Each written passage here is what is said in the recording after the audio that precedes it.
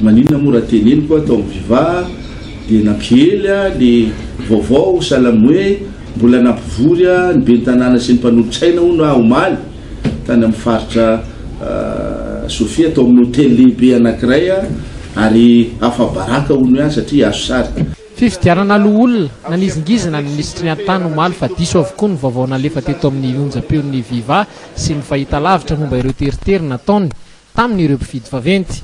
Ity ny profo voalohany, ministry ny antitany Mahafalo Olivier mampirohoro ny filohan'ny mpanolotsaina nandany an-Datsabato ho an'ny kandida HVM Antso Taribiny nataony.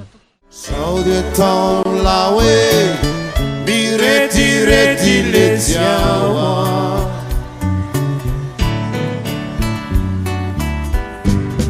Sao de temps la we bireti le tiawa Karakoza. C'est ça. Mi sorta per andare a ita con il Morafin. Ya. Io ne mura chica zan faka ita chica. Zam tina no zero tmai. Faka ita chica. Tina meno 5 millions je chamico. Zai. Se tu fa fatica faka ita, zai fa barakonozi. Tati tu zai. Zai era chica voa. Zokei. Zai Susan. Mi frenano le sensibilità mora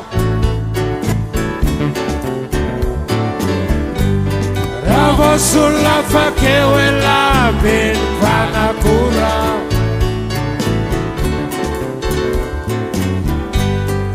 Anni murachivi io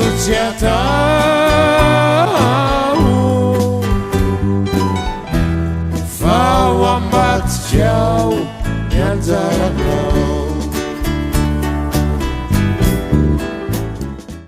izay iray vo amintsika tenin'ny ministra teny fampirorona mitady fofo ny aina mihitsy aza ny tompona andraikitry ny arifenitra na ny protokôla mihitsy no nampandray nanao io asy io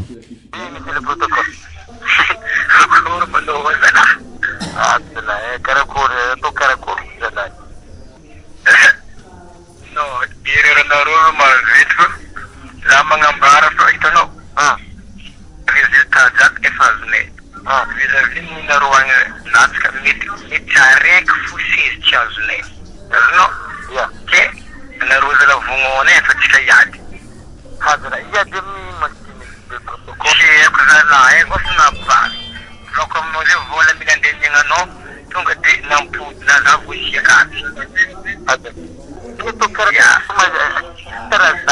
olo aby dala hoe tia na zalaro demande no dala courage fa zegny lanamboatra vanagna barany ministra Sao de temps la we bireti le tiawa